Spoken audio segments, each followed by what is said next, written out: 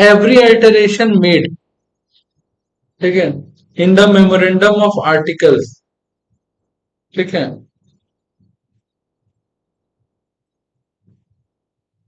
of a company shall be noted in every copy of memorandum of articles or articles as the case may be. If a company make any default in complying with the provision of subsection 1, and any officer who is default shall be liable to the penalty of 1000 rupees for every copy of the memorandum or article issued without such alteration. ठीक है,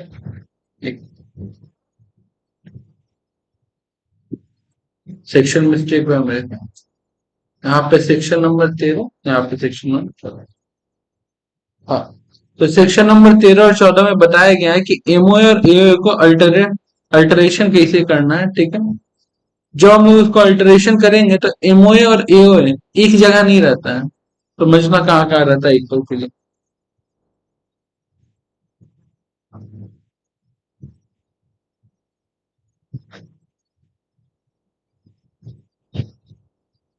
company का website पे, MCA के पास, company का prospectus में minimum 3 जगह तो रहता है, मिनिमम 3 जगह।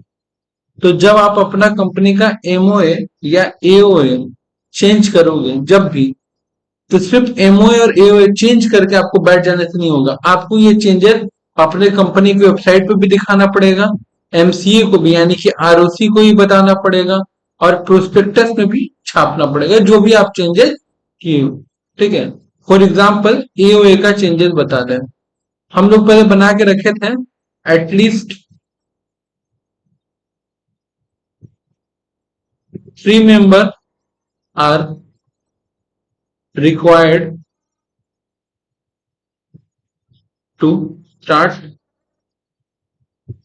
मीटिंग। हम लोग पहले ये रूल बना के रखे थे कि हम लोग की कंपनी में जब तक 3 व्यक्ति नहीं आएगा तब तक हम लोग मीटिंग स्टार्ट नहीं करेंगे। कुछ दिन बाद हम इसको चेंज कर दिए, क्या कर दिए, अल्टरेशन, और अल्टर करके क्या किए, हम यहाँ पे कर दिए 5 मेंबर। कितना मेंबर, तो सिर्फ यहाँ पे अल्टर करने से नहीं होगा, ठीक है, ये अल्टर हमको पूरा दुनिया को बताना पड़ेगा। ये अल्टरेशन जो है 3 मेंबर से 5 मेंबर का ये अल्टरेशन, तो जहां जहां पे हम अपना एमओए और एओए रखे हैं उन सब जगह पे चेंज करना पड़ेगा। अगर चेंज नहीं किए तो the company and the every officer with in default liable to penalty 1000 rupees.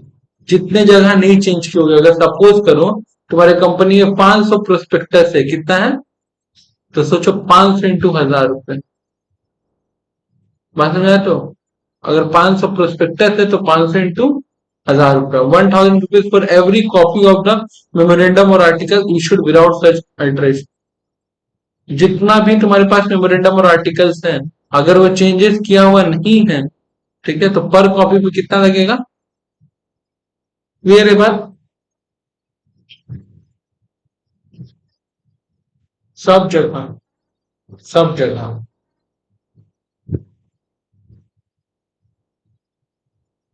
अच्छा, rectification of the name of the company, ठीक है, कब होता है रेटिफिकेशन। रेटिफिकेशन का एक तरह से मतलब है कंपनी का नाम बदलना। कब होता है, अलग अलग केसेस है। सबसे पहला case, A number, in the opinion of the central government.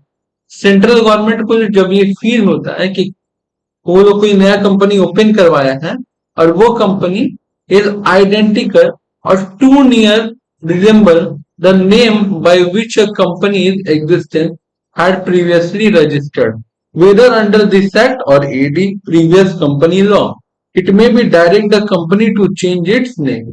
हम जाके कंपनी खुलवा दी, ठीक है, और उस कंपनी का नाम हम रख दिया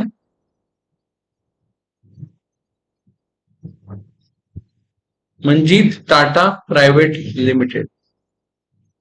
अब बताओ ये नाम किसी कंपनी से मिलता जुलता लग रहा है, टाटा ग्रुप से मिलता जुलता लग रहा है, ठीक है। अच्छा चलो मेरा टाइटल ही है, मेरा टाइटल है बिरला, अम्बे बिरला है। हम अपना नाम, हम एक कंपनी खोले, M2S बिरला ग्रुप लिमिटेड, ये भी किसी से मिलता जुलता लग रहा है। तो जब भी सेंट्रल गवर्नमेंट को ऐसा लगेगा कि आपका कंपनी का नाम is identical with or too near resemble the name by which a company in existence had a previously registered, कि आपका कंपनी का नाम बिल्कुल वैसा है या वैसा मिलता जुलता है जैसा ऑलरेडी पहले एक कंपनी है, या तो वो इस एक्ट में हो या तो किसी प्रीवियस कंपनी लॉ में। And the company shall change its name और new name as the case may be within a period of 3 month. तो फिर आपको सेंट्रल गवर्नमेंट कितना महीना का टाइम देगा? With in a 3 month from the issue of such direction. Direction कैसे मिलेगा? आपको नोटिस दिया जाएगा, तो इश्यू ऑफ डायरेक्शन की जगह नोटिस वर्ड ज्यादा सूट करेगा, कि जब सेंट्रल गवर्नमेंट आपको नोटिस देगा तो आपको 3 महीना के अंदर अपना कंपनी का नाम चेंज करना है। और वो चेंज करने के लिए सब मेंबर लोग को बुलाना होगा ना, तो मेंबर लोग को बुला के केवल OR पास करवाना है। क्या पास करवाना है? Ordinary resolution. कोई दिक्कत है यहाँ तक? तो कंपनी का नाम रेटिफिकेशन, यानी कि कंपनी का नाम कब चेंज होगा? सबसे पहला जब सेंट्रल गवर्नमेंट को अगर डाउट हुआ कि आपका कंपनी का नाम ऑलरेडी किसी कंपनी से मिलता जुलता है, वो आपको नोटिस भेजेगा और आपको समय देगा 3 महीना का। 3 महीना के अंदर आपको अपना कंपनी का नाम चेंज करना पड़ेगा। क्लियर है बात?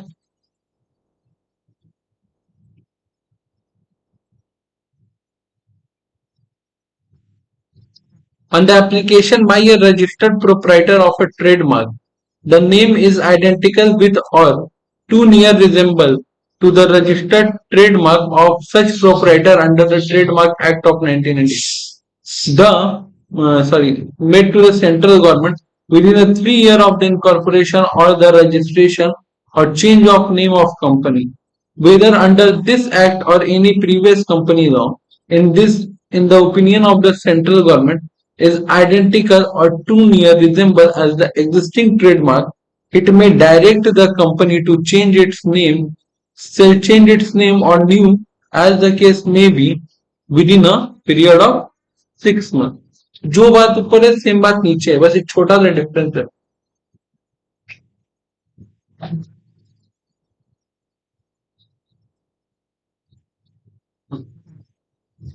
हम कोई कंपनी नहीं है, ठीक है, हम क्या है, हम एक LLP एग्जांपल के लिए, यहाँ पार्टनरशिप फर्म है, ठीक है, या हम नॉर्मल एक मैन्युफैक्चरर है, सोल प्रोपराइटर बिजनेस है, क्या है, सोल।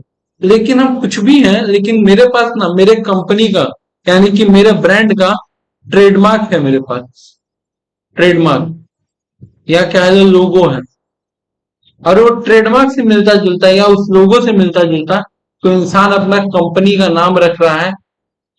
बात समझा? तो जैसे 2 मिनट के लिए मानो MDH का नाम सुने हो ना, हालांकि MDH एक कंपनी है, ठीक है, लेकिन उस MDH का सेम डिजाइन, सेम लोगो, सेम चीज हम ऑलरेडी पहले से MDH कंपनी खोलने के पहले से अगर हम करवा के अपने पास पेटेंट रखे थे, हम कोई कंपनी कंपनी नहीं खोले हैं, हम खाली वो ट्रेडमार्क अपने पास रखे हैं।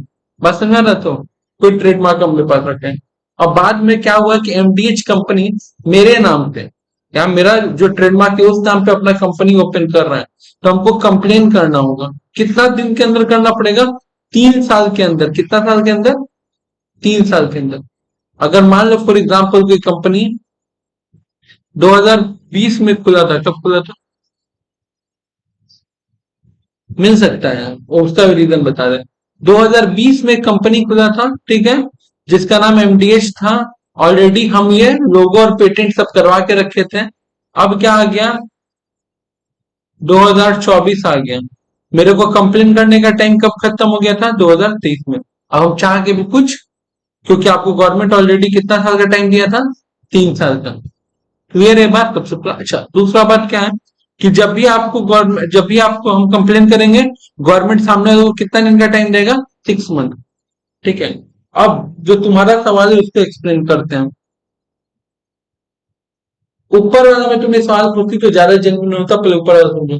कह रहा है कि कंपनी लॉ का खुद का जो वेबसाइट है उस पे एक कंपनी रजिस्टर है, रिलायंस नाम से, टाटा नाम से, किसी भी नाम से।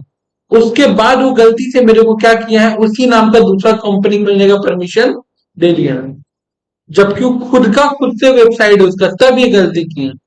दूसरा हमें तो ये कह रहा है कि ट्रेडमार्क अलग वेबसाइट है, इंटेलेक्चुअल प्रॉपर्टी राइट एक अलग वेबसाइट है, एक अलग डिपार्टमेंट है, उसका और मिनिस्ट्री ऑफ कॉर्पोरेट अफेयर का कोई लेना देना आपस में नहीं है। तो ऐसा तो हो सकता नहीं कि इसको खबर ना हो, एमसीओ को खबर ना हो कि ये नाम ये चीज ऑलरेडी किसी और का है। हो सकता है ना, तो इसी वजह से तो कह रहा है कि ऐसा हो सकता है कि गलती हमसे हो जाए, तो हम अपना गलती सुधारने का 3 साल का मौका दे रहे, कितना साल का, 3 साल का, कि आप मेरे को बताइए, हम सामने वाले को बोल देंगे, क्लियर है बात, कोई दिक्कत।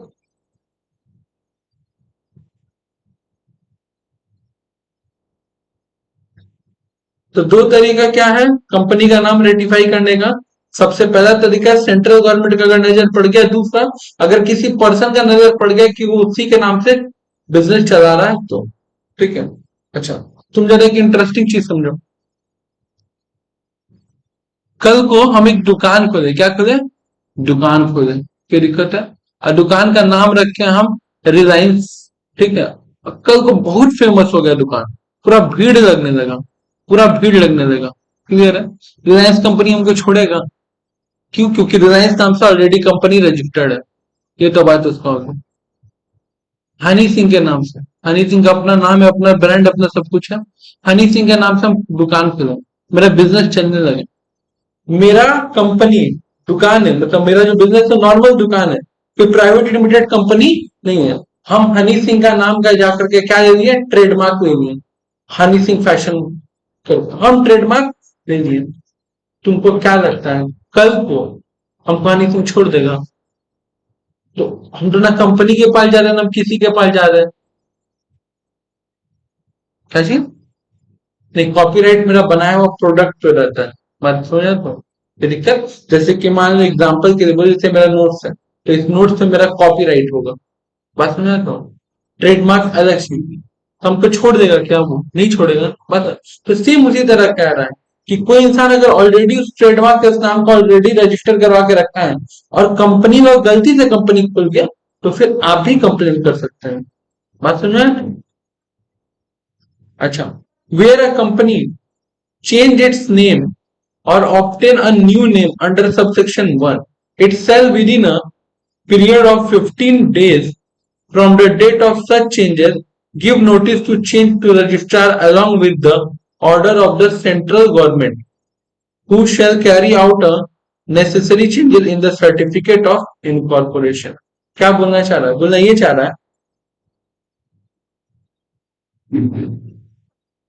कि आपको सेंट्रल गवर्नमेंट नोटिस भेजा था, आपके पास कितना महीने का टाइम था, 3 महीने का टाइम था, मीटिंग बुलाई, डिसाइड कर ली, कंपनी का नया नाम सोच लिया। जिस दिन कंपनी का नया नाम सोचा और कंपनी का नाम चेंज किया, उस दिन से 15 दिन के अंदर, कितना दिन के अंदर, 15 दिन के अंदर आरओसी को बताओ कि हम लोग अपना कंपनी का नाम चेंज किए, और सिर्फ ये बताओ नहीं, उसके संग रीजन दो, रीजन में क्या दोगे, जो सेंट्रल गवर्नमेंट को नोटिस दिया है, वो सेंट्रल गवर्नमेंट का नोटिस के साथ, कि मेरे को ऊपर से ऑर्डर आया था, इस तरह से अपना कंपनी का नाम चेंज कर रहे हैं, तो मेरा नया कंपनी का नाम ये है, और इसके नीचे नोटिस एनेक्स करके दो, बस समझे। If a company make default in complying with any direction given under subsection 1, the company shall be punishable with the fine of the 1000 of the every day। जिस दिन सेंट्रल गवर्नमेंट बोला, उस दिन से 3 महीना बीत गया और तुम कंपनी का नाम चेंज नहीं किए, ऑर्बिटो डेज बीत रहा ना 3 महीना, तो जितना दिन देरी करोगे पर डे का कितना देंगे, 3 महीने का था, 3 महीने का तो आपको टाइम दे ही रहा है, सोच लो समझ लो, नाम चेंज करो। नोटिस दिया, 3 महीना बीता, तुम नाम चेंज नहीं किए, तो पर डे का 1000 रुपए करके फाइन, कोई दिक्कत है। और जो ऑफिसर का जिम्मेदारी था, shall be punishable with fine shall not be less than 5000 rupees but which में बी एक्सटेंड टू 1 लाख। तो देखो, दो लोगों के ऊपर लग रहा है, हम लोग ये पहले ही पढ़ चुके, कंपनी अलग है और उसका डायरेक्टर अलग है ना। तो जिस डायरेक्टर का जिम्मेदारी था ये काम करना, वो डायरेक्टर अगर नहीं किया तो उसको 5000 से 1 लाख रुपए तक का फाइन देना पड़ सकता है, और कंपनी को तो 1000 रुपए पर डे का देना है ही। सोचो, कंपनी अपना अलग सेपरेट फाइन देगा, और डायरेक्टर अपना अलग देगा अगर वो डिफॉल्ट करता है तो। क्लियर है बात?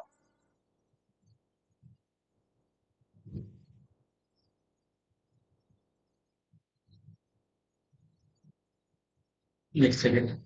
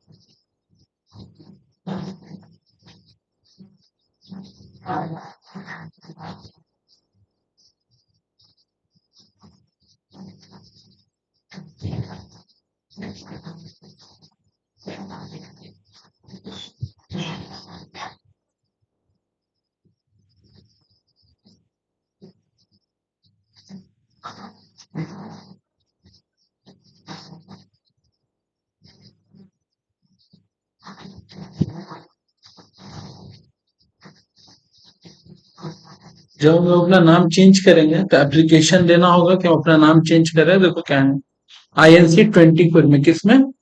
INC 24 application to the central government for the approval of change in name of the company. जैसे ही मेरा कंपनी का नाम बदल जाएगा तो मेरे पास सर्टिफिकेट आया था। सर्टिफिकेट किस में आया था मेरे पास?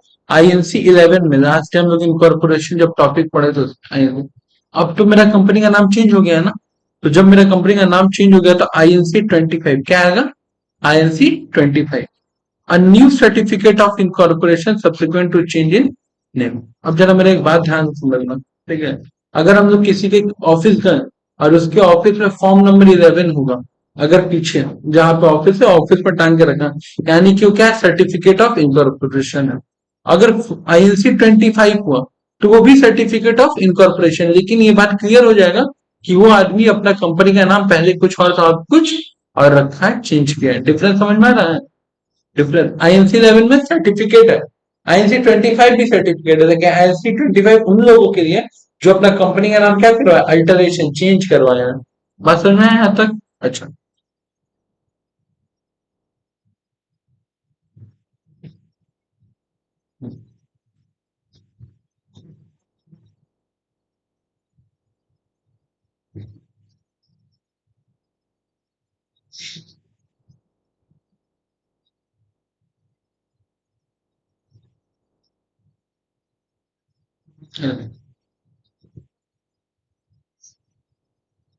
अब सेक्शन 17 का बात करते हैं। सेक्शन 17 क्या बोलता है हम लोग को? कॉपीज ऑफ द मेमोरेंडम और आर्टिकल्स इटिशिया are to be given to the member. हम कंपनी के मेंबर हैं, ठीक है? मेंबर मतलब मेरे पास कुछ शेयर्स है, हमको कंपनी का MOA और AOA पढ़ने का मन है, हम पढ़ सकते हैं, कोई दिक्कत का नहीं। क्या नियम है देखो, एक company shall on being so requested by the member, अगर कोई मेंबर रिक्वेस्ट करेगा कि उसको चाहिए, send to him within 7 days, कितना days? 7 days of the request and subject to the payment of such a fee. ऐसा नहीं कि फ्री में हम लेंगे, हमको फी देना पड़ेगा और कंपनी हमसे फी मांगेगा। एज मे बी प्रिस्क्राइब, जितना फीस बोला जाए।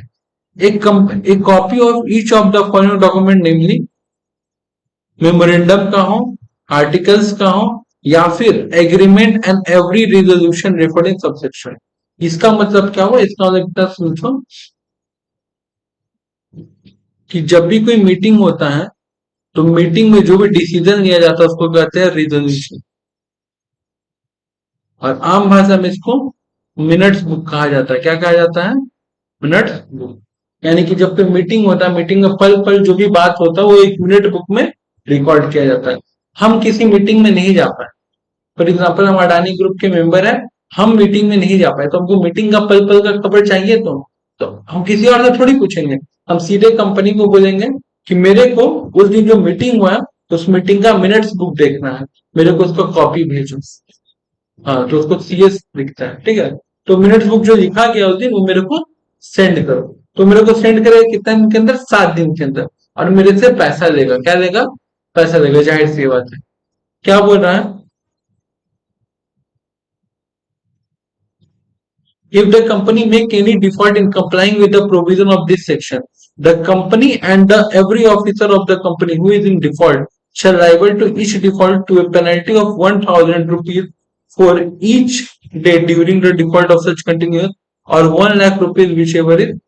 कह रहा है कि जिस दिन हम उससे मांगे, आज मांगे और जीतते हुए बात हो गया 1 साल, कितना दिन हो गया, हमको देना कितना दिन में था, 7 दिन के अंदर। तो जितना दिन हम नहीं दिए, जितना दिन डिले किए, पर डे का 1000 रुपया और 1 lakh, which ever is less, जो उसमें से कम अमाउंट होगा। कहने का मतलब 1 साल बीत गया तो पर डे का 1000 रुपया के हिसाब से 300 दिन का कितना, नहीं नहीं, कंपनी देगा। सीएस का काम है खाली लिख के, बस वो कंपनी का काम, बस तो जिसको आपको जिम्मेदारी जिम्मेदारी दे के रखा है। यहाँ पे क्या लिखा है, एक बार पढ़। यहाँ पे लिखा है कि provision of this section, the company, एक तो कंपनी का गलती, दूसरा every officer of the company who is in default, जिसको भी आपने जिम्मेदारी देके रखे थे, किसी को भी काम सौंप के रखे थे ना, तो वो अगर अपना काम नहीं किया तो उन लोग से क्या, पर डे का हम लोग 1000 रुपया करके देंगे। अगर मान लो 300 दिन का डिले हुआ है, कितना दिन का, तो पर डे 1000 के हिसाब से 300 दिन का 3 लाख हो जाता है, और 1 लाख, इन दोनों में से क्या लेंगे, 1 लाख। अगर मान लो 60 दिन डिले हुआ है तो 60,000 और 1 लाख, तो क्या लेंगे, 60,000। बात समझ में आया? तो कोई दिक्कत यहां तक? अच्छा, यहाँ पे लिखा हुआ है प्रिस्क्राइब फी, तुम लोग को बता दे, प्रिस्क्राइब फी है 10 रुपीज पर पेज, हाँ मैक्सिमम। आप 10 रुपया पर पेज का ले सकते हो, उससे ज्यादा नहीं। क्लियर है बात? अब कंपनी का मन है, कंपनी अगर आपको ऑनलाइन भेज दे रहा है तो शायद पैसा ना भी दे, उसमें कोई दिक्कत का बात नहीं है। क्लियर है चीज?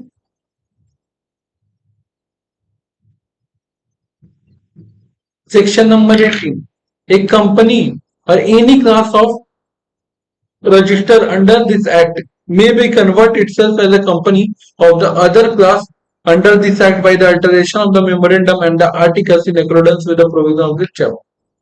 आप इस कंपनी एक्ट में अपने आप को ऑलरेडी रजिस्टर करवा के रखे थे, कुछ दिन बाद आप अपने आप को कन्वर्ट करवाना चाहते हो। क्या करवाना चाहते हो? एग्जाम्पल, कन्वर्जन का मतलब क्या है? कन्वर्जन का मतलब है आप ओपीसी थे, आप प्राइवेट कंपनी होना चाहते हैं, एग्जाम्पल। फिर या फिर आप प्राइवेट कंपनी थे तो आप चैरिटेबल कंपनी होना चाहते हैं, ठीक है। आप प्राइवेट कंपनी थे, आप क्या कंपनी होना चाहते हो?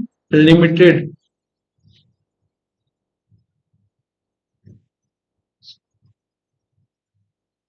लिमिटेड कंपनी, बस। तो आप क्या कहते हैं, स्मॉल कंपनी थे, आप नॉर्मल प्राइवेट कंपनी होना चाहते हैं। यानी कि आप ऑलरेडी कंपनी थे, लेकिन आप एक टिपिकल टाइप के कंपनी थी। एग्जाम्पल पर आप ओपीसी थे, आप खुद को कन्वर्ट करवाना चाहते हो प्राइवेट कंपनी, या फिर खुद को कन्वर्ट करके पब्लिक कंपनी करना चाहते हो, कुछ भी, कोई दिक्कत है यहाँ पे? आप कन्वर्जन कोई दिक्कत नहीं, लेकिन क्या रूल बोला था? बोला एक company of any class register under this act, आप किसी भी तरह का कंपनी थे जो इस एक्ट में रजिस्टर्ड थे, मे कन्वर्ट, आप कन्वर्ट कर सकते हैं itself as a company of the other class, किसी अदर क्लास में जा सकते हैं अंडर दिस एक्ट, इस एक्ट के द्वारा। लेकिन उसके लिए आपको पहले अपना अल्टरेशन करना पड़ेगा एमओए। क्यों? एमओए में एक क्लॉज होता है जहां पे क्या रहता है, नेम। तो आपका नाम में लिखा होगा ना X Y Z private limited, और अब आप क्या हो रहे हैं, लिमिटेड हो रहे हैं, तो आपको उसको अल्टर करना पड़ेगा, बस है तो। और साथ ही साथ आर्टिकल्स ऑफ कंपनी, इन दोनों चीज को आपको चेंज करना पड़ेगा। तो अगर आपको अपने कंपनी का टाइप बदलना है तो पहले आपको एमओए और एओए बदलना होगा, पहला। दूसरा, where the conversion is required to be done under this section, the registrar shall on the application made by the company after satisfying himself for the provision of this chapter applicable for the registration of company। और अपने मन से नहीं होगा, पहले तो MOA बदलो, उसके रजिस्ट्रार को, आरओसी को जाके बताओ कि हम कंपनी बदलना चाहते हैं, तो उसका रीजन भी देना पड़ेगा। रीजन क्या होना चाहिए? Valid reason. With the formal registration of the company after registering the document referred in subsection 1, issue a certificate of incorporation in such a manner as its first registration। अगर जब वो satisfy हो जाएगा, permission देगा कि हाँ तुम खुद को कन्वर्ट करो, तो आपको बिल्कुल वैसे ही करना पड़ेगा जैसे आप फर्स्ट टाइम अपना रजिस्ट्रेशन के लिए किए थे, यानी कि जब नया कंपनी से ओपन किए थे ना, उस तरह से पूरा प्रोसेस करना पड़ेगा। कोई दिक्कत इसमें? कोई दिक्कत? The registrar of the company under this section shall not affect any debt, liability, obligation, or the contract incurred or entered into or by of the company. Therefore, conversion such a debt, liabilities, obligation, contract may be enforced in the manner such registration has not been done. क्या बोलना चाह रहा था? मेरे को बोला कि मान लीजिए आप X Y Z private limited थे, अब आपको बनना है एक्स वाई जेड लिमिटेड का, तो आपको तो पहले आरओसी को इन्फॉर्म करना पड़ेगा, और वो जब सेटिस्फाई होगा आपका गिवन इंफॉर्मेशन से कि हाँ आपको किस रीजन से खुद को बदलना, तब परमिशन देगा। वो भी परमिशन क्या देगा? अब आपको सब कुछ करना पड़ेगा जैसा आप फर्स्ट टाइम पे अपना कंपनी रजिस्टर करवाए थे। तो मेरे मन में एक बात आ रहा है, तो इससे अच्छा ये नहीं करें जो अभी कंपनी चला रहे एक्स वाई जेड, उसको बंद कर दें और नया कंपनी ओपन कर लें। ये भी तो कर सकते हैं ना। हमको भैया क्या चाहिए? हमको लिमिटेड कंपनी चाहिए। पहले मेरा कंपनी प्राइवेट लिमिटेड, पुराना कंपनी क्या किए? बंद, और नया कंपनी क्या किए? कर सकते हैं। उसमें दिक्कत क्या आएगा? सुनो, पुराना कंपनी जब बंद करेंगे ना, हमको सारा लाइबिलिटी होल्डर को पेमेंट, सारा एसेट्स अपना क्या करना पड़ेगा? क्योंकि आप क्या कर रहे हो? वॉलेंट्री वाइंडिंग अप, अपनी इच्छा से कंपनी को बंद। लेकिन जब आप कन्वर्जन करवाते हो, क्या करवाते हो? कन्वर्जन, सब कुछ आपका एज इट इज रहता है, वही एसेट्स, वही लाइबिलिटी, वही सब कुछ, उसमें कोई बदलाव नहीं आता है। क्लियर है? तो भैया फिर जब कुछ बदलाव नहीं आता क्यों करवाते हैं? फर्दर फ्यूचर पर्सपेक्टिव के लिए, मेरे को फ्यूचर में कुछ बड़ा करना है, इस पर्सपेक्टिव के लिए। क्लियर है बात? कोई दिक्कत इसमें? कोई दिक्कत नहीं?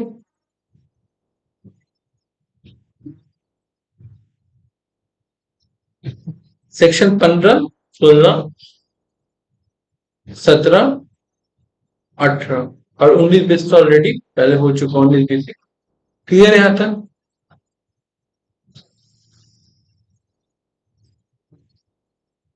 सेक्शन 15 में क्या पढ़ा हम लोग? सेक्शन 15 में कि एमओ और एओ में जो भी चेंज करिएगा, जितना कॉपीज है सब में चेंज करना पड़ेगा, नहीं चेंज करिएगा तो 1000 रुपया पर कॉपी। सेक्शन 16 क्या होगा? Ratification of company name. देखो दो तरीका है, दो चीज है। एक तो आपको खुद मन करेगा तो कंपनी चेंज कर सकते हो, लेकिन दो अलग तरीका क्या है? सेंट्रल गवर्नमेंट का अगर नजर पड़ गया कि आपका कंपनी का नाम किसी कंपनी से मिलता जुलता है, 3 महीना के अंदर नाम बदलना पड़ेगा। क्लियर है? दूसरा चीज है, अगर आपका कंपनी का नाम ऑलरेडी किसी और का प्रोप्राइटरी ट्रेडमार्क है, यानी कोई और का ट्रेडमार्क या कुछ है, वो कंप्लेन करता है, कितना दिन के अंदर उसको कंप्लेन करना होगा? 3 साल के अंदर, from the date of incorporation of company. तो आपको 6 महीने का टाइम मिलेगा। अगर आप ये बात पूरा नहीं करते हो, ठीक है, तो उसके बाद आपको फाइन और पेनल्टी लगेगा। इसके अलावा जब हम नाम चेंज करेंगे तो दो फॉर्म का जरूरत पड़ेगा, आईएनसी 24 और आईएनसी 25। जब कंपनी का नाम चेंज हो जाएगा तो आईएनसी 25 में इनकॉर्पोरेशन ही सर्टिफिकेट मिलता है, और आईएनसी 11 भी क्या है? इनकॉर्पोरेशन सर्टिफिकेट है। दोनों में डिफरेंस क्या है? दोनों में डिफरेंस है कि आईएनसी 11 जो आप नया नया कंपनी को रजिस्टर करते हो तो मिलता है, और आईएनसी 25 तब मिलता है जब आप अपने कंपनी का नाम चेंज करवाए रहते हो। क्लियर है? इसके अलावा कॉपीज ऑफ मेमोरेंडम, आर्टिकल्स और मिनट्स, जो भी मेंबर मांगेगा उसको देना पड़ेगा 7 दिन के अंदर, और पर पेज का आप मैक्सिमम 10 रुपए दे सकते हो, उससे ज्यादा नहीं। क्लियर है?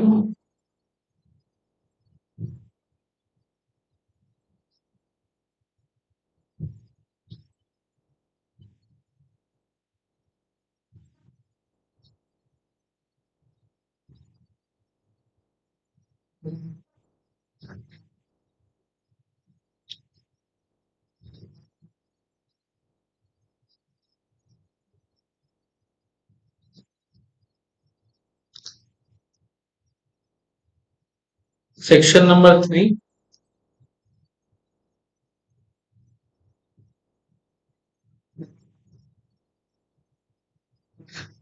सेक्शन नंबर 3 क्या कह रहा है? A company may be formed for any lawful purpose formation of company का बात करें कि कंपनी फॉर्म हो सकता है किसी भी लॉफुल पर्पस के लिए। ए नंबर 7 और मोर पर्सन, अगर आप क्या खोलना चाहते हो पब्लिक कंपनी। 2 और मोर पर्सन, अगर आप क्या खोलना चाहते हो प्राइवेट कंपनी। और 1 पर्सन, अगर आप क्या खोलना चाहते हो ओपीसी। ठीक है, यानी कि क्या बता रहा है सेक्शन 3 में सबसे पहले तुमको बता रहा है requirement of member for incorporation, requirement of member for incorporation, अलग अलग कैटेगरी। क्लियर है भाई? by subscribing their name or his name to the memorandum and complying with the requirement of this act respect to the registration।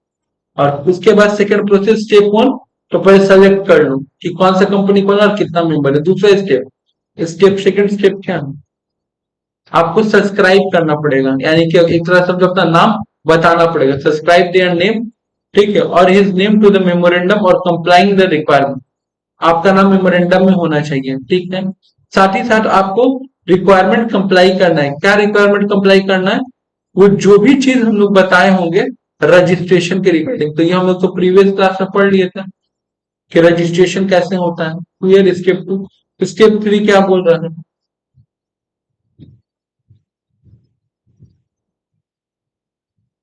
Provided that memorandum of AOP, APC, क्या बोल रहा हूँ OPC, sorry APC OPC, OPC 1 person company shall indicate the name of the other person. एक चीज याद रख कि सब कंपनी कोई दिक्कत नहीं है, लेकिन अगर ओपीसी है उसको एक नाम इंडिकेट करना पड़ेगा। क्या नाम? एक नाम अलग से बताना पड़ेगा, और किसी कंपनी को बताने की जरूरत नहीं, ओपीसी को जरूरत है। With his prior return consent, return consent चाहिए इन अ प्रिस्क्राइब फॉर्म। ठीक है, प्रिस्क्राइब फॉर्म को हाईलाइट करके रखें। Who shall the event of a subscriber of death, कि जो ओपीसी का मेंबर है अगर वो क्या हो जाए डेथ, और his incapacity to contract become the member of the company and the written consent of such a member shall also be filed with the registrar। कि अगर जो मेंबर ऑलरेडी है वो अगर डेथ कर जाए या इनकैपेबल हो जाए, तो जिस इंसान का हम नाम दे करके रखें, इंडिकेट करके रखें, मेरे जगह पे उसको बना लिया जाएगा। क्या? तो उसको हम लोग बोलते कहते हैं नॉमिनी। और लास्ट में पढ़े थे कि अगर ओपीसी आपको खोलना है, अगर आपको ओपीसी ओपन करना है तो आईएनसी 3 देना पड़ेगा, consent of nominee regard the 1 person company. कोई दिक्कत? लेकिन भविष्य में अगर हमको मूड किया कि हमको अपना नॉमिनी चेंज करना है, तो नॉमिनी का नाम के लिए आईएनसी 3 तो देना, लेकिन नाम अगर चेंज करना है तो उसके लिए क्या है आईएनसी 4। बात समझा? तो कोई दिक्कत? इस पीडीएफ में खाली फॉर्म नंबर है सारा, एक जगह। क्लियर है यहां तक? देखो क्या डिफरेंस होता है, एक चीज और सुनना अपार्ट फ्रॉम पढ़ाई। अभी हम लोग सेक्शन 3 पढ़ रहे थे, सेक्शन 3 में दो जगह तुमको इशारा किया। क्या इशारा किया जाता है? सबसे पहला ग्रीन ले जहां पे by subscribing their name or his name to memorandum and comply with the requirement of this act in respect of registration।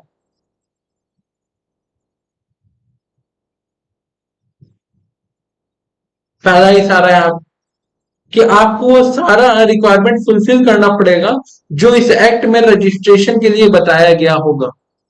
बात सुना है? तो और एक्ट में तो कोई तरीका नहीं बताया गया है कंपनी रजिस्टर करने का, पहला। तो उसके लिए बना है रूल। तो आज हम लोग जो पढ़े थे वो रूल्स के अकॉर्डिंग था कि ये स्पाइस फॉर्म भरना पड़ेगा, एजेल प्रूफ भरना पड़ेगा। ठीक है, दूसरा इशारा क्या कर रहा है देखो, कह रहा है कि जो ओपीसी होगा वो नाम इंडिकेट करेगा, करेक्ट, नाम of the other person with the prior consent. उसका क्या चाहिए? कंसेंट। तो हम कंसेंट कैसे देंगे? उसको बुला करके पूछवा देंगे आरओसी के सामने? नहीं, आपको बता दिया जा रहा है वो एक प्रिस्क्राइब फॉर्म होगा। क्या होगा? यानी कि फिर इसके लिए अलग से क्या बना होगा? रूल। तो ये है एक्ट। एक्ट बनाता है पार्लियामेंट, मतलब पास होता है पार्लियामेंट में। और जो रूल है क्या फॉर्म नंबर होगा, नहीं फॉर्म नंबर होगा, वो सब कौन डिसाइड करता है? Central government. बात समझ में आया? अच्छा, provided further such other person may withdraw his consent in such a manner as may be। अच्छा, अब बात क्या है कि अगर हमको ही नहीं रहना, हमको किसी कंपनी का नॉमिनी बना दिया गया, तो हम भी तो अपना कंसेंट विड्रॉ कर सकते हैं ना। बात समझ में आया? तो हम भी अपना कंसेंट विड्रॉ कर सकते हैं। तो ओपीसी बिना मेंबर का होगा ही नहीं, ओपीसी बिना मेंबर का होगा ही नहीं। क्लियर है बात? तो बोल रहा है क्या कि या तो मान लो मेरा कंपनी है, मेरे कंपनी में अभिषेक नॉमिनी है, या तो हम अब अभिषेक को नहीं रखना चाहते हैं, या तो अभिषेक अब रहना नहीं चाहता, दो में से कोई एक केस होगा। ठीक है? बताओ, मेरा कंपनी अच्छा खासा चल रहा है, अभिषेक अचानक से बोला कि आपकी कंपनी हमको नॉमिनी नहीं रहना है, तो नॉमिनी लाने का टेंशन किसके ऊपर पड़ जाएगा? मेरे माथा के ऊपर। तो हम जैसे INC4 भरवाएंगे तो ऑटोमेटिक पुराना वाला क्या हो जाएगा, वर्ड अभिषेक हट जाएगा। मान लो हम नया नॉमिनी बना दिए मुस्कान को, तो पुराना वाला ऑटोमेटिक हट गया। दूसरा चीज, अगर हम उसको हटाना चाहते हैं अभिषेक को, तो हम तो ऑलरेडी कोई दूसरा ढूंढ के रखे होंगे ना। बात समझ आया? तो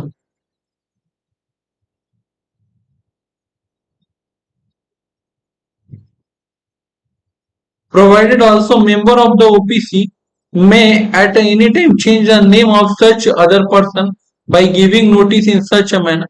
और वो भी सामने वाला मेंबर भी नाम चेंज करवा सकता है, या जो नॉमिनी है वो भी हट सकता है। Provided that it shall be duty to the member of OPC, किसका ड्यूटी है? मेंबर का। To intimate the company the changes if any the name of the other person nominated by him indicating in the memorandum or otherwise within a such a time such a manner। ये जिम्मेदारी किसका बनता है? अगर हम अभिषेक को nominee से हटा रहे तो मेरा जिम्मेदारी है, अभिषेक खुद हट रहा है तो भी मेरा जिम्मेदारी। क्लियर है बात? कोई दिक्कत नहीं है? यानी ओपीसी बिना नॉमिनी का चल।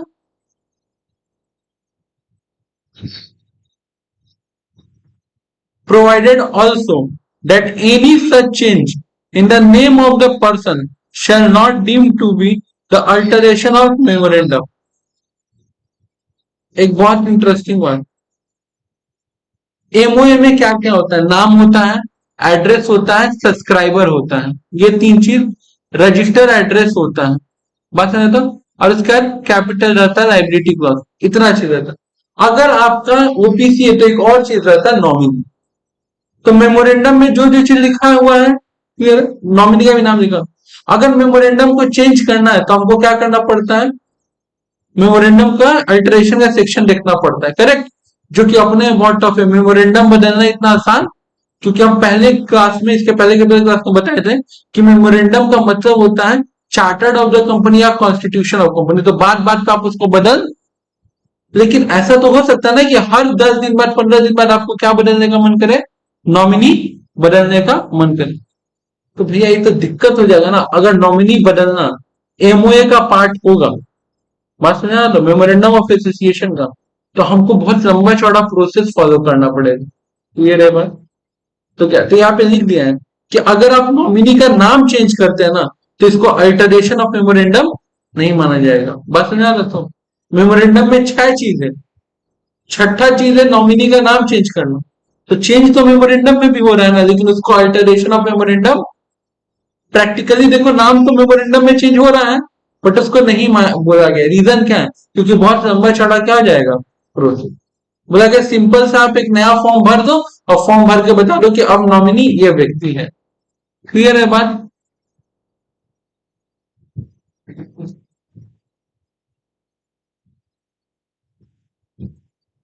ये तो हो गया है company formed under sub section may be either company limited by share, limited by guarantee और unlimited company. Section 3, section 4, section 5, section 6।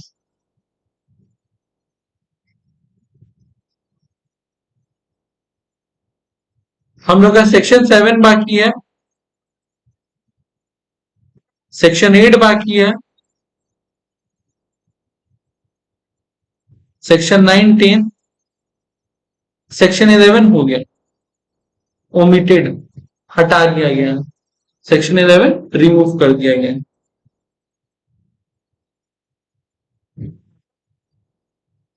Section 12, section 13, section 40, इसके बाद से सब कुछ हो गया, मतलब बीच का कुछ सेक्शन बचा हुआ है 11।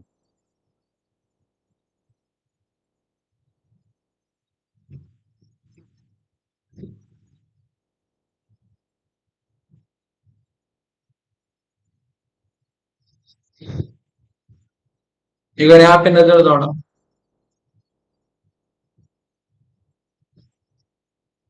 INC 1 application for the reservation of name,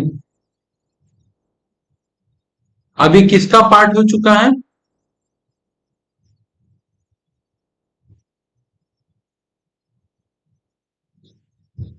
INC 32 का, इसका नाम अब क्या हो गया? Spice plus, simplified performer for incorporating company electronic, correct. INC 3 किसके लिए है? देखो टू लिस्ट में है ही नहीं। INC 3 क्या है? नॉमिनी का कंसेंट। INC 4 क्या है? नॉमिनी को चेंज करना। तो INC 5 क्या है? INC 1 intimation by one person company, one person company intimation देगा किसको? ROC को, for exceeding prescribed threshold more than 50 lakh of share capital और 2 करोड़ ऑफ टर्नओवर। OPC क्या है ना, बच्चा है, उसके एक लिमिट के अंदर रहना है। अगर उसका लिमिट एक्सीड करता है, कैपिटल 50 लाख और टर्नओवर 2 करोड़, तो उसको क्या करना पड़ेगा? ROC को इन्फॉर्म करना पड़ेगा कि बच्चा बड़ा हो गया। अब OPC को OPC नहीं रहने दिया जाएगा, अब उसको कन्वर्ट कर दिया जाएगा प्राइवेट कंपनी में। बात समझ में? तो ऐसा मैक्सिमम केस में होता है। INC 6 क्या है? हम लोग कन्वर्जन पढ़ रहे थे कि आपको ROC से परमिशन लेना पड़ेगा अगर आप प्राइवेट से पब्लिक में आना चाहते हो। ध्यान दें, conversion of private limited company into A OPC और वाइस वर्सा। अगर आपको प्राइवेट से OPC में आना है या OPC से, तो आपको फॉर्म नंबर क्या भरना पड़ेगा? 6। क्लियर है बात? INC 8 और 9 हम लोग पढ़े हैं। जब कंपनी इनकॉर्पोरेट होता है, INC 8 chartered accountant, company secretary, cost accountant या फिर एडवोकेट ये देता, अपना डिक्लेरेशन देता है कि जो भी डिटेल्स दिया गया उसके अकॉर्डिंग ट्रू और फेयर है, करेक्ट। INC 9 में हम लोग डिक्लेरेशन देते हैं कि जो मेंबर और जो डायरेक्टर होता है, फर्स्ट डायरेक्टर, कि बीते हुए 5 साल में कोई भी फ्रॉड का चार्जेस हम लोग के ऊपर नहीं है। ये सब फॉर्म आज जो पढ़े थे। 11 है सर्टिफिकेट ऑफ इनकॉर्पोरेशन, एक और form 11A, certificate of incorporation on the conversion from unlimited company to certificate of incorporation on conversion. जब आप अपना कन्वर्जन करवाओगे, क्या एक अनलिमिटेड कंपनी टू क्या किस में आ जाओगे? अब जो देखो, तुम्हारे पास 3 सर्टिफिकेट हो गए। किसी के ऑफिस गए, उसके ऑफिस में अगर 11 दिख रहा है तो इनकॉर्पोरेशन सर्टिफिकेट है। फॉर्म 25 दिख रहा है मतलब नाम चेंज करवाया है। और 11A दिख रहा है तो इसका मतलब क्या हुआ? अनलिमिटेड से क्या हुआ है? लिमिटेड हुआ। कोई दिक्कत ये चीज बात समझा? तो जरा इमेजिन करो, बेसिक सा बात बता देता हूँ। तुम किसी ऑफिस में गई हो पैसा इन्वेस्ट करने, तुम और तुम्हारे पापा गए पैसा इन्वेस्ट करने, बहुत बड़ा बड़ा बात किया, तुमको जस्ट उसके टेबल के पीछे दिख रहा है इनकॉर्पोरेशन सर्टिफिकेट, ना ही 11 है ना ही 25 है, वो सर्टिफिकेट 11 है। देख के क्या बोलोगे? क्या बात है, आपको अपने ऊपर भरोसा नहीं रहा क्या? अनलिमिटेड कंपनी से लिमिटेड कर दिया, आपको कैसे पता? आप तो अंतर्यामी है, आपको क्या? कुछ नहीं, 11 है, मेरे देख के पता चल रहा है। बात समझा ना? कोई दिक्कत? अब जरा सोचो, दो इंसान बात कर रहे हैं फोन पे, और जब फोन पे बात कर रहा यार, XYZ जो कंपनी था, वो कंपनी ना खुद को अनलिमिटेड से लिमिटेड कंपनी करवाया। बस ये बात सब आदमी समझ रहा है, सबको बेसिक पता है, क्योंकि ये चीज क्लास 11 में भी पढ़ाया गया है। तो हर दूसरा तीसरा ग्रेजुएट इंसान ही समझ रहा है। बट जब ये बात तुम अपने क्लाइंट से ऐसे कर रहे हो या फिर किसी व्यक्ति से कि हम XYZ का ऑडिट करने गए थे, तो एक चीज हम नोटिस किए थे सर, वहां पे 11A सर्टिफिकेट था। तो समझ क्या कि तुम बोलना क्या चाह रहे हो। इसको कहते हैं प्रोफेशनल तरीका में बातचीत करना। नहीं तो अगर आप ओपन कहीं पे बात करो तो सारे इन्फॉर्मेशन क्या होगा? बात समझा तुम? 11B किसके लिए? Certificate of incorporation on conversion from a company limited by guarantee to limited by share. पहले क्या था? कंपनी लिमिटेड बाई गारंटी में आप बड़ा बड़ा फिक ठिकान रखे थे कि अगर कंपनी डूबा तो हम 5 करोड़ रुपया ला के देंगे। और आप क्या बोल रहे हो कि नहीं भैया जितना शेयर होगा उतना पैसा लाके देंगे, तो company limited by guarantee to company limited by share 11 B. अब कितना हो गया इनकॉर्पोरेशन का सर्टिफिकेट? 4, 11, 11 ए, 11 बी और 25। 13 तो तुम्हें पता है, memorandum of association. 14, declaration bye advocate, chartered accountant, cost accountant, company secretary in practice that articles of association shall be drawn up the conformity with the provision of section 8।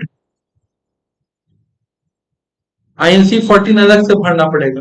अगर आप section 8 company खोल रहे हैं यानी कि charitable company खोल रहे हो तो डिक्लेरेशन 8 से काम नहीं चलेगा, डिक्लेरेशन 14 लगेगा। बस रहे तो सीएसईएमए का जो कॉम्प्लेक्सिटी वो बढ़ जाएगा, क्योंकि एक नॉर्मल कंपनी था डिक्लेरेशन दे रहा है एनसीए ठीक है, लेकिन अब ये charitable company with an objective to the social purpose, तो आपको तब डिक्लेरेशन आईएनसी 14 में देना पड़ेगा। बात समझ में आया? आईएनसी 15 क्या है? Declaration by the each of the person making the application of section 8। हर एक मेंबर अलग अलग आईएनसी 15 करेगा, जो जो मेंबर डिक्लेरेशन देगा कि हाँ हम सेक्शन 8 चैरिटेबल कंपनी खोलना चाह रहे हैं। बात समझा? तो आईएनसी 16 और 17 क्या है? चैरिटेबल कंपनी के लिए आपको क्या मिलेगा? लाइसेंस। आईएनसी 18 क्या है? Application to the regional director for the conversion of the section 8 company to other. अगर आपको कन्वर्जन करवाना है क्या सेक्शन 8 कंपनी से कोई भी कंपनी, उसके लिए कौन सा फॉर्म भरना पड़ेगा? आईएनसी 18। इस सोच से कितना एमसीक्यू एग्जाम में टिक टिक के मार सकता है, खाली इसी से एमसीक्यू दे दिया तो बच्चा लोग पूरा किताब पढ़ गए, खाली बस कुछ नहीं, हम 20 एमसीक्यू देंगे आईएनसी से देंगे। और एक चैप्टर का हाल है, पूरा चैप्टर हर चैप्टर में है। हाँ, हर चैप्टर में समझ में आ रहा है। इसी वजह से कंपनी वापस से इतना फोकस करता है, वो ढंग से पढ़ लिया मतलब लॉ में पास होना निश्चिंत है। बात समझ आता हूँ। आईएनसी 19 क्यों है?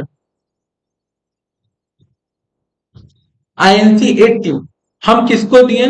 रीजनल डायरेक्टर को for the conversion of the section 8 company to any other kind of company. INC 19 notice to the regional director for company converting from section 8 to any other kind and inviting objective objection if any। क्या बात है? जब हम अपना company को objective change करें यानी कि हम चैरिटेबल से क्या बना रहे हैं, कंपनी को चैरिटेबल कंपनी से कोई भी प्राइवेट लिमिटेड कंपनी बना रहे हैं, तो इस केस में मेरे बोल देने पे काम नहीं होगा। रीजनल डायरेक्टर सब इंसान से मतलब जो जो उसमें इंटरेस्टेड पर्सन है सबसे ओपिनियन मांगेगा कि आपका क्या ओपिनियन है। बात सुन रहे हैं? तो चैरिटेबल कंपनी को कन्वर्ट करना इतना आसान नहीं। क्लियर है मैम? आईएनसी 20 रजिस्ट्रार रिवोकेशन और सरेंडर है लाइसेंस इशूड। रिवोकेशन आपको जो सेक्शन 16 और 17 में लाइसेंस मिला था सेक्शन 8 कंपनी के, उसको रिवोक कर देगा। क्या कर देगा? रिवोक कर देगा। तो दिक्कत यहां तक।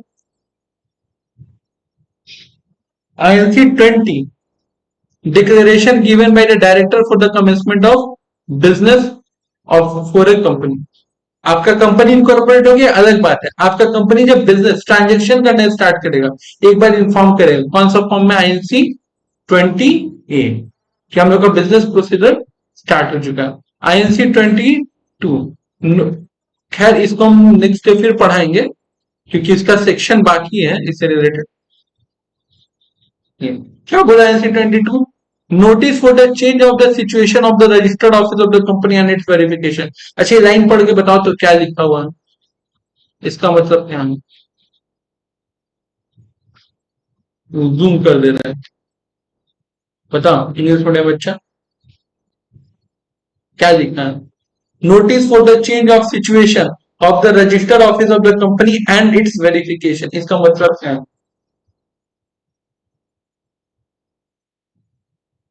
क्या है?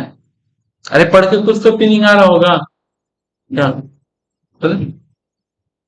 उस कंपनी में जो था उसको चेंज करना।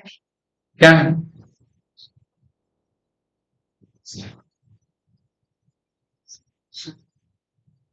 सिचुएशन ही थे तो रजिस्टर्ड ऑफिस समझ में आ रहा है क्या बोला, देखो कितना खतरनाक, ये हम इंग्लिश नहीं पढ़ा है, कॉमर्स पढ़ा है। बोल रहा है ना, notice for change the situation of register, जब आप रजिस्टर ऑफिस जहां सिचुएटेड वहां से चेंज करोगे ना, बात समझा, तो सोचना और समझना दोनों फर्क है। उसके लिए आईएनसी 22 लगता है, जब रजिस्टर्ड ऑफिस क्या करते हो, चेंज। और तुम लोग भूल रहे हो, कल भी ये बात पूरा कहानी के तालाब से बताया था कि हम 1 करोड़ रुपए लगा के ऑफिस नहीं ना खोलेंगे, पहले कंपनी रजिस्टर्ड करवा लेंगे, उसके बाद आईएनसी 22 भर करके रजिस्टर्ड ऑफिस चेंज करेंगे। याद है? ये नोट हाँ, नोटिस फोटो नहीं, पर आरओसी को देना है, ठीक है। अच्छा, आईएनसी 22 इसको कहते हैं active, active company tagging the identification and verification, की कंपनी एक्टिव है या नहीं है वो चेक करने के लिए जनरल तौर पर होता है। ये तीनों फॉर्म अभी पढ़ाना बाकी है, बस हम ओवरव्यू दे रहे हैं। आईएनसी 23 क्या है कि आप रीजनल डायरेक्टर को for the shifting the registered office from jurisdiction from one ROC to another. अब ये भी 22 भी एड्रेस चेंज करने के लिए 23 क्या डिफरेंस है, बार बार बोल रहा हूं, नेक्स्ट स्टेप पढ़ाएंगे, लेकिन अभी एक बार प्रश्न, कलकत्ता में ही मेरा ऑफिस, कलकत्ता में एक आरओसी है, क्या है, एक आरओसी है, कलकत्ता में ही मेरा ऑफिस चेंज हो रहा है।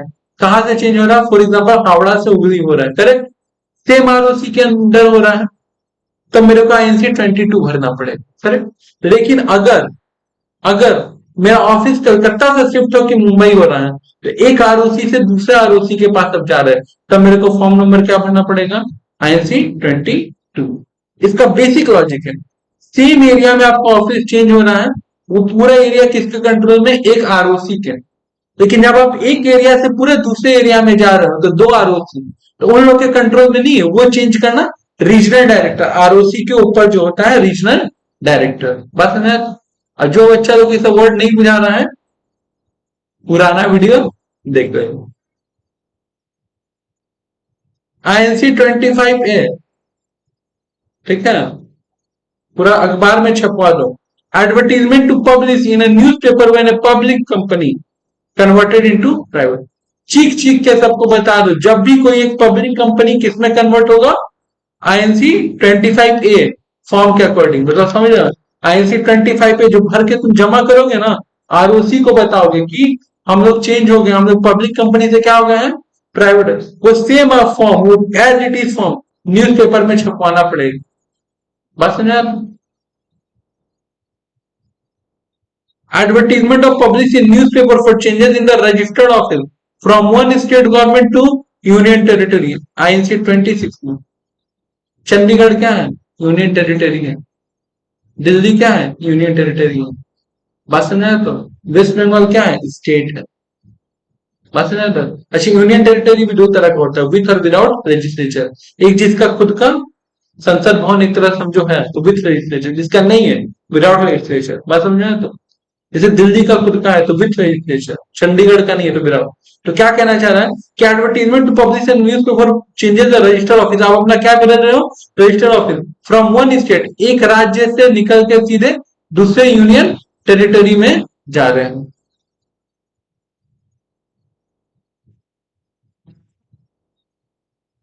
INC 27, transformation of public company into private company and vice versa, including a limited by guarantee to limited by share. अगर आप पब्लिक टू प्राइवेट या प्राइवेट टू पब्लिक हो रहे हो, guarantee to share, share to guarantee, मतलब चार काम के लिए एक फॉर्म, आईएनसी 27। कोई कंफ्यूजन, पता नहीं क्या उत्तर बताओ, ये होगा ना, converted public company into private company, ये एडवर्टीजमेंट के लिए। हाँ बताओ कहां, ये कंपनी लिमिटेड बाय सर्टिफिकेट देगा, क्या देगा, और यहां पे आपको अप्लाई करना है, क्लियर है बात। INC 28, notice of the court of, notice of the order of the court और एनी अदर कंपिटेंट अथॉरिटी। जब आपके पास कहीं से नोटिस आया, ठीक है, कहीं से भी, वो नोटिस का जो कन्वर्सेशन चलेगा एज पर आईएनसी 98, समझो, हमको, मेरे को ministry of corporate affair notice दिया, तो हमको उसका रिवर्ट बैक करना पड़ेगा, तो आईएनसी 28 में उसका रिप्लाई हम करके देंगे। बहुत बार कंपनी हमसे रिप्लाई मांगेगा, मतलब कंपनी का रिप्लाई मांगेगा 14 दिन के अंदर, बस है तो जो हम लोग रिप्लाई देंगे वो किस फॉर्म में देंगे, ई फॉर्म रहेगा INC 28। हाँ, किसी भी आपको और कुछ भरना होगा बता, INC 28 जाएगा ये। मेरे को ऑर्डर है आपको नाम चेंज करना है, ठीक है, हमको जानना है कि हमको नाम क्यों चेंज करना है, क्या गलती, तो उसके लिए INC 28 भर के भेजेंगे। और आपको पता है कि हमको नाम क्यों चेंज करना है, कुछ पूछना नहीं, तो चुपचाप नाम चेंज करेंगे 3 महीने के अंदर। INC 33 memorandum, INC 34 article. लेकिन ये दोनों कब भरते हैं बाबू, जो तब भरते हैं जब अप टू 7 सब्सक्राइबर होता है।